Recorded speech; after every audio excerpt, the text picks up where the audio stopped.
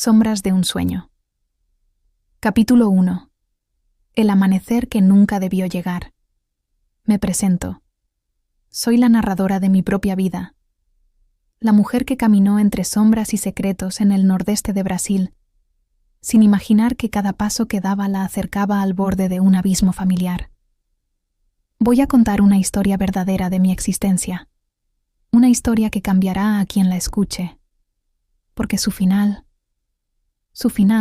aún hace eco en mis noches más silenciosas. Esta es una historia que comenzó como un sueño y se convirtió en una lucha.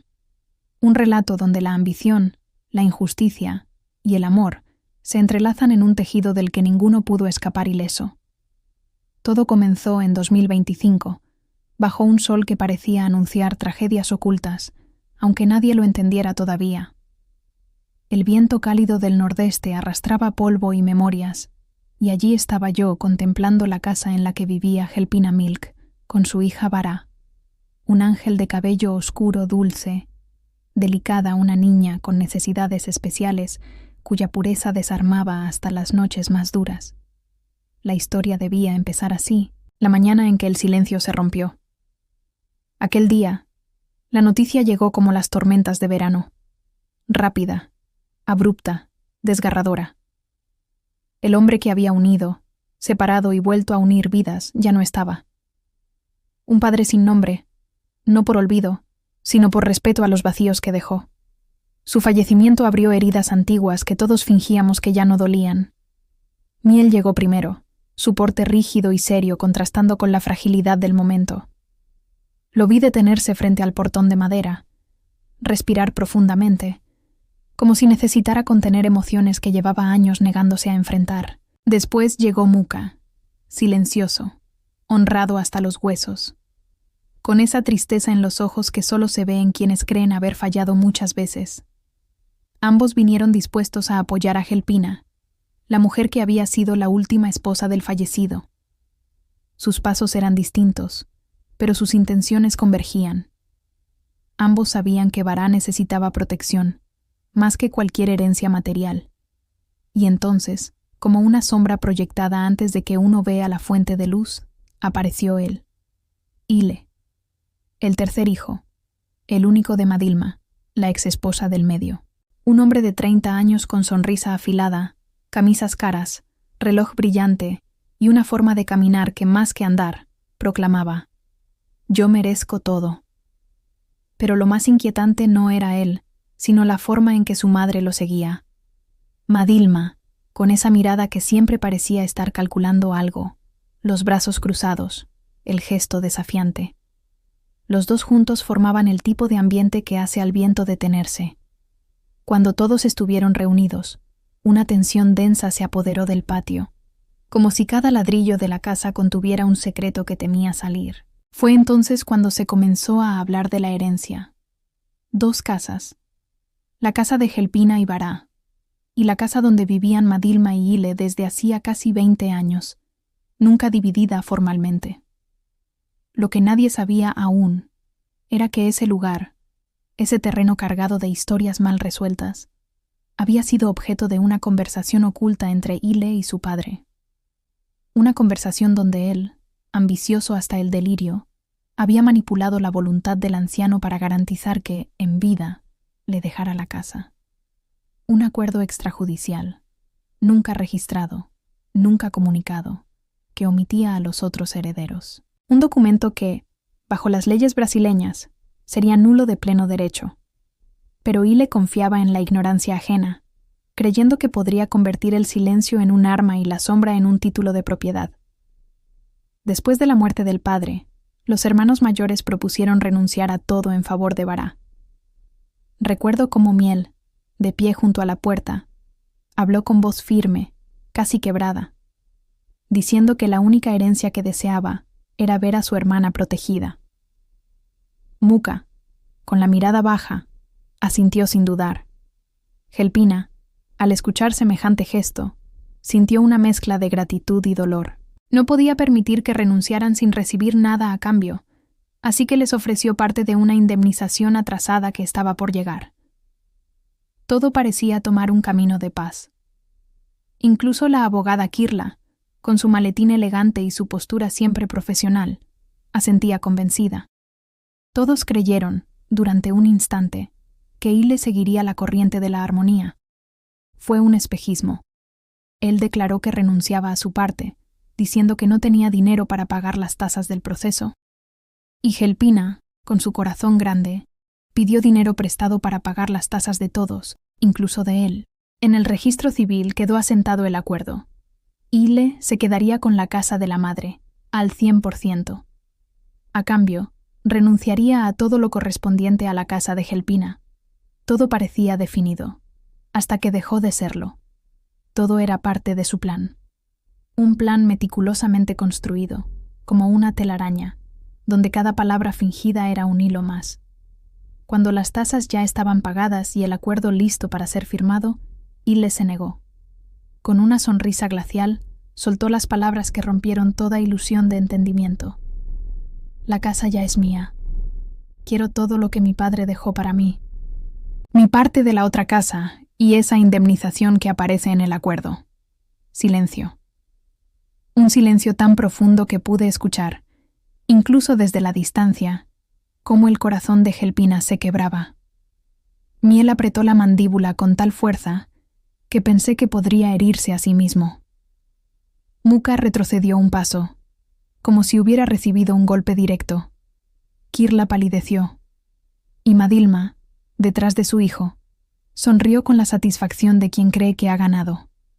Lo que Ile no sabía era que había cruzado una línea legal. Una partición desigual es nula según el Código Civil brasileño, y quien usa un inmueble sin autorización de los demás herederos puede ser obligado a pagar compensación por el uso exclusivo del bien. La tormenta estaba a punto de empezar, y yo lo vi todo como si estuviera suspendida entre la realidad y un sueño gris cuyo final se me escapaba de las manos.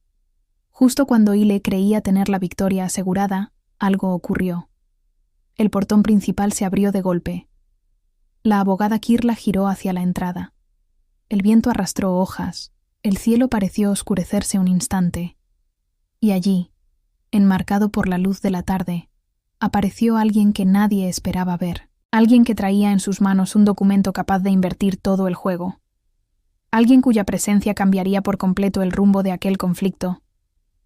Y en ese instante fugaz, mientras todos se quedaban paralizados, comprendí que los sueños también pueden transformarse en pesadillas, y que aquella, precisamente, estaba a punto de comenzar.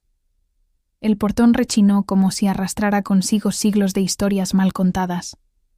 Aquella figura que apareció en el umbral tenía un porte extraño, ni arrogante ni sumiso, sino firme, como si cargara una verdad tan pesada que había moldeado su postura. Vestía ropa sencilla, una camisa clara empapada en sudor por el calor del nordeste y un pantalón de color indefinido por el polvo del camino.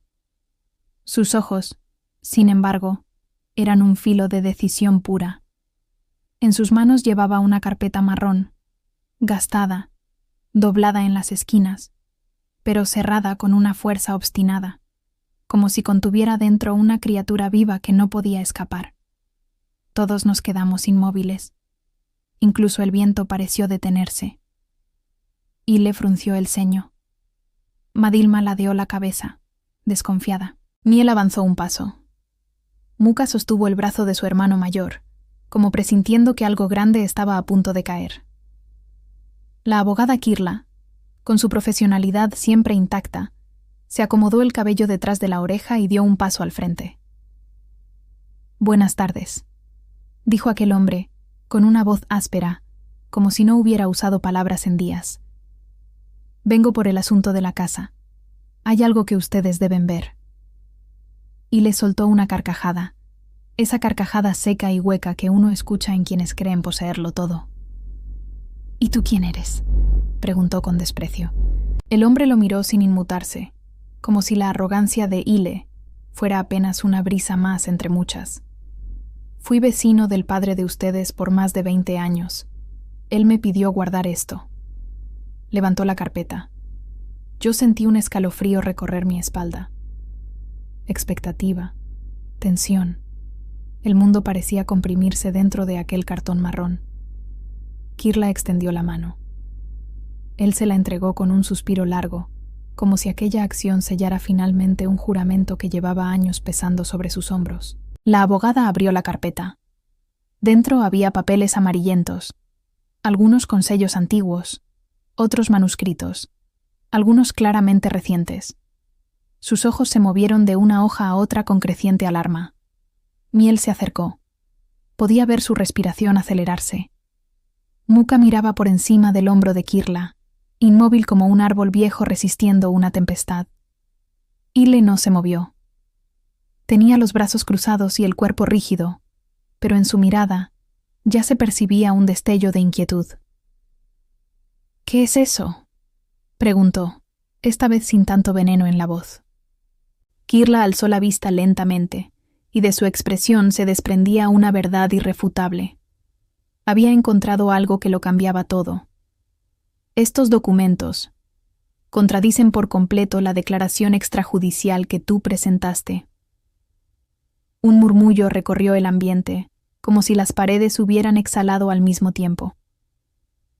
Aquí, continuó Kirla, están las anotaciones personales del padre. Aquí reconoce explícitamente a todos sus hijos. Aquí figura la intención de dividir ambas casas en partes iguales, dejando solo un porcentaje mayor para Vara debido a su condición sensible, en cumplimiento del artículo 1792 del Código Civil. Ile palideció. Su madre dio un paso adelante. Eso no tiene validez. Es solo papel viejo. No, respondió Kirla con una firmeza que pocas veces le había oído. Aquí hay firmas, hay fecha, hay testigos. Y lo más importante, contradice tu documento. Cualquier juez anulará esa partición desigual. El aire se volvió más pesado que la humedad del mediodía. Madilma apretó los dientes. Eso no prueba nada. Mi hijo vivió ahí más de 20 años. Tenemos derecho por usucapión. No, replicó Kirla con una calma que resultaba aterradora. La usucapión exige posesión pacífica, continua, sin oposición y sin irregularidades en el origen. Ustedes vivieron allí porque el padre permitió temporalmente la permanencia. Ese permiso invalida la intención de posesión exclusiva. Y peor aún, este documento prueba que él no quiso dejársela solo a Ile. Yo podía ver cómo la seguridad de Madilma se derrumbaba como arena mojada. Ile temblaba, no de miedo, no todavía, sino de furia contenida. En ese momento, el hombre que había traído la carpeta intervino. El día que él me entregó esto, dijo en voz baja pero cortante, me dijo que temía que alguien manipulase la herencia, y yo prometí dárselo a quienes realmente lo necesitaran. Señaló a Vara, que observaba todo con su mirada sensible, abrazando un cuaderno de dibujos que casi siempre llevaba consigo. Y a ella, añadió. Un silencio reverente cubrió la escena.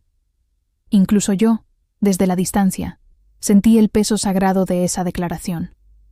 De pronto, el mundo se tornó más nítido. La verdad brillaba en mitad de la oscuridad, y Ile, por primera vez en mucho tiempo, parecía pequeño frente a ella. «Esto no es justo», murmuró él. «No, justo no es engañar a tus propios hermanos», respondió Miel, acercándose tan lentamente que cada paso sonaba como un golpe contra el suelo. Justo no es hacer que Gelpina pague tasas que tú prometiste pagar. Justo no es mentir y robar, añadió Muka, con un tono que jamás le había escuchado. Un tono que no era de odio, sino de decepción profunda. Y entonces ocurrió algo que nadie esperaba. El hombre de la carpeta dijo, «No he contado todo». Su voz se volvió más grave, más densa. El día antes de morir, él me dijo que si alguien intentaba quedarse con la casa de manera injusta, revelara lo que realmente sucedió en 2009. Kirla levantó la cabeza. ¿Qué sucedió en 2009? Y el hombre, mirando fijamente a Ile y a Madilma, pronunció unas palabras que congelaron el aire. Lo que él vio aquella noche cambia por completo la historia de esta familia. Y antes de que pudiéramos preguntar, antes de que pudiéramos respirar siquiera, un trueno retumbó en el cielo despejado, como si el universo respondiera al secreto que estaba a punto de surgir. Todo iba a desmoronarse. Y lo que ese hombre revelaría a continuación destruiría la máscara que durante años protegió a los verdaderos culpables.